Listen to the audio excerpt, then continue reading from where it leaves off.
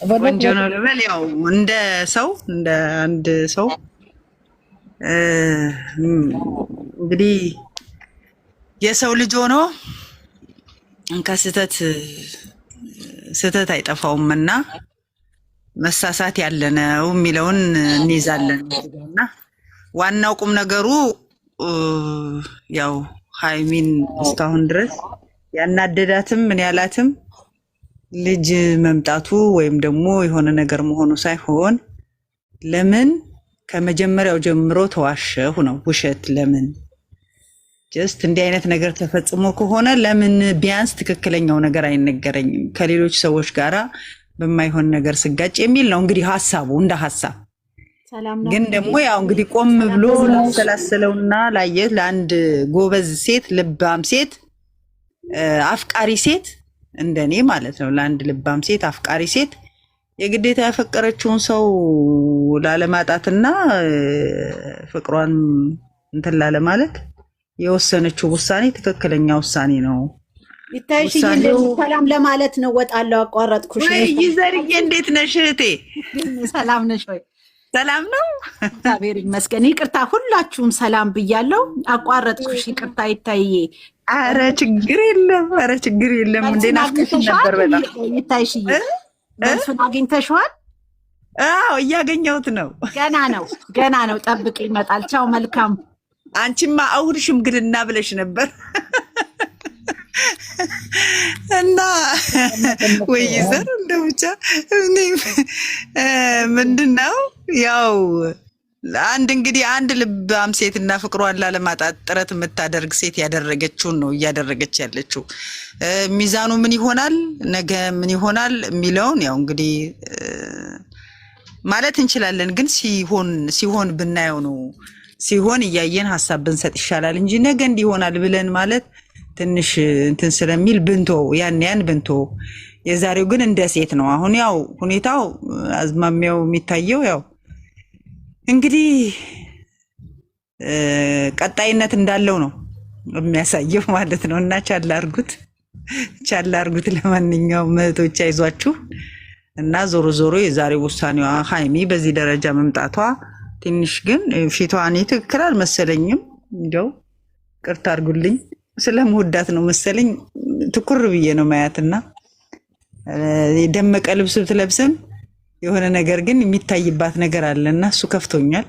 ለኔ ነው እንግዲህ እኔ ነው የታየኝ እናንተን አላውቅም። ዞሮ ግን ያው ሁኔታዎች ቀለል እያሉ ቢያንስ እነሱ አንድ ላይ የሚሆኑበት ምቹ ሁኔታ ይፈጠራል ብዬ አስባለሁና እኛ ዞሮ የሚያስኬዱትን ነገር ያስኪዱ፣ ግን እነሱ አይጣሉ፣ ክፉ ነገር አይነጋገሩ የሚለው ነው መጀመሪያም መደበኛ ሐሳባችንና ያንን ከዚህ በኋላ ያኛው መራገጡ አይመጣም ብለን እናስባለን። እና አንዳንድ ሴት ግን ያው መዋሸት ከባድ ነው። የሰው ልጅ እምነት እና እውነት ከሌለ ከባድ ነው። ዞሮ ዛሬም እንግዲህ ስህተቱን ሰው ካመነ ያው ዞሮ ይቅርታ ነው። በምድር ላይ ያለን በይቅርታ ነው ሁሉን ነገር የምናልፈው በይቅርታ ነውና ይቅርታ ለሁላችንም ያስፈልጋል። እዚህ ደግሞ ፎቶ እንትን የሚሉ ምናምን ትክክል አይደሉም። እኔ ሁሌ የምለው ነገር ነው። የሐሳብ መጋጨት ይኖራል። የሰው ልጅ በሐሳብ ይጣላል፣ በድርጊት ይጣላል። ነገር ግን ደግሞ እኛ እንወዳለን እናከብራለን የምንል ሰው ደግሞ መውደዳችንን ማከበራችንን መቀጠል ነው እንጂ ያው በነገሮቹ ላይ ሐሳብ እንሰጣለን። በቃ ቃል የሚለው ነገር ከእምነትና ከእውነት ላይ ያልቆመ ሰው እምነትና እውነት የሌለው ሰው ቃል ሊከበርለት አይችልም። ዞሮ ስህተት መስራቱን ያመነ ሰው ደግሞ ይቅርታ ከጠየቀና ተሳስቻለሁ ካለ ደግሞ እንግዲህ እግዚአብሔርም እኛን ይቅር ይለናል። ደጋግመን እናጠፋለን፣ ደጋግመን ይቅርታ እንጠይቃለን፣ ይቅር ይለናልና እንደ ሴት ከባድ ነው፣ ልብ ይሰብራል። ሴት ሆኖ በዛ ቦታ ብሆን ብለን ብናስበው ምናልባትም ቆመን የማንከራከርበት ሁኔታ ነው ያለው። ነገር ግን ያው እንደምታውቁት ስለሆነ ነው ቆሞ መከራከር ያለው እንጂ ወደ ውስጥ ስንወስደው ግን እንደዛ አደርግም የሚል ነገር ነው ያለኝ እህቶቼና የዛሬውን ያየሁበት እንትን እንደዛ ነው። ሌላው ሀሰን ሰዎች ያው ከዚህ በፊት ጥፋት አለበት ሀሰን እናውቃለን። ነገር ግን ደግሞ በትናንት ማንነት ደግሞ እንዲሁ ባናይ ዝም ብንል ባንናገር ማለቴ የምናደርጋቸውን በተለይ እንትን ድርጊቶች ቃላት ካፋችን ባናወጣ ዝም ብለን የምናደርገውን ብናደርግ እና አንዳንድ ጊዜ እነኛ ነገሮች ትንሽ እንትን ስለሚሉ ነው ባናደርግ ጥሩ ነው የሚል ነገር አለኝ። ምክንያቱም አጋር አድርገውት አብረውት እየገፉ እስከሆነ ድረስ እኛ በዚህ ደረጃ ሰው ስለሆነ አንደኛ ሰው ስለሆነ እንትን ብንለው ጥሩ ነው የሚል ነገር አለኝ። እህቶቼ በጣም ነው ማከብራችሁ፣ በጣም ነው መወዳችሁ። አመሰግናለሁ። የኔ ሐሳብ ይሄንን ይመስላል። እንግዲህ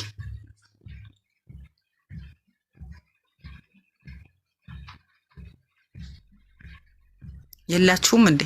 አለን ተባረክ። ያው ይሄ ግን እኮ እናንተ ሰው አያስተምርም ይባላል እንጂ እግዚአብሔርን በጣም ትምህርት ያለው እንትን ነው። ፍቅርን፣ አንድነትን ደግሞ ቢያሳዩ ጥሩ ነው እና ደግሞ ይሄ ስራ ቀጣይ ባይሆን ጥሩ ነው፣ ቢቆምልን ጥሩ ነው። ልጅቷን ባያመጡብን እናውቃለን። ስራና ስራ ነው፣ ግን ልጆቻችንን አይመጥንም። ከአሁን በኋላ እንደውም ቢያቆሙ ቢቋጩ፣ ይሄንን ነው የምለው እኔ እንጂ ይሄ እውር ነው እንጂ እንጃ ጭንቅላት የለውም። ማሰቢያ የተሳነው ብቻ ነው እንጂ የሚፈርደው እርግጠኛ ብሩኬ ያደርጓል ብሎ የሚያስብ ሰው ማርያምን ድሮም ቢሆን አያውቁትምም አያውቋትም ማለት ነው። ግን በትክክል እስከ ጥግ የሚወዳቸውና የሚያውቃቸው እነዚህ ልጆች እግዚአብሔርን ዝም ብሎ ያዩዋቸዋል። ለምን ብሩኬንም እናውቀዋለን፣ ሃይሚንም እናውቃታለን። ግን የሚፈርዱ ሰዎች ደግሞ አያውቁትም ማለት ነው። ብሩኬ ይሄ በፍጹም እውር ይመሰክረዋል። አቤትማ ማለቴ አንድ ነገር አለ እዚህ ያው ሚዲያ ላይ እንግዲህ አሁን ሚዲያው ሁሉ ይሄንን ነው የሚሰራው። አሁን የጨረቃ ፋሚሊ መረዳት ያለበት ማርክና ቤዛ ይሄን ነው የሚሰሩት፣ ኤፍሬምና ህያብ ይሄን ነው የሚሰሩት፣ ቶፊቅና ማናት ሶፊያ ይሄን ነው የሚሰሩት፣ ውብዬና ናሂ ይሄን ነው የሚሰሩት፣ አሚርና ማናቸው ይሄን ነው የሚሰሩት።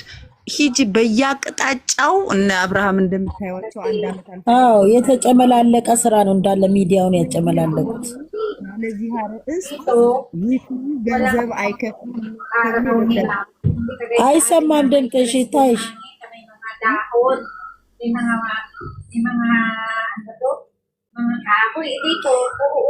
ይታይሽ ምን እንዳሉሽ ታውቂያለሽ ወይ? ደብቀውን ይሆናል የሃይምና የቡርኬ ልጅ ቢሆንስ? ልሳቅ እስከ ነገ እንግዲህ 2 አመት አብረናቸው አይደል እንዴ ያለን። ሙጫጭሬዋ ደግሞ ጥንጥዬ ናት አይደል እንዴ የተመታሽ። ኧረ ወይ ጉድ አለ እና አይ እንዳጠቃላይ እይታችንን እናስፋ። የጨረቃ ፋሚሊ አንድ ነገር ወደቀ ሲለው ተሰበረ ብሎ መከተል የለበትም።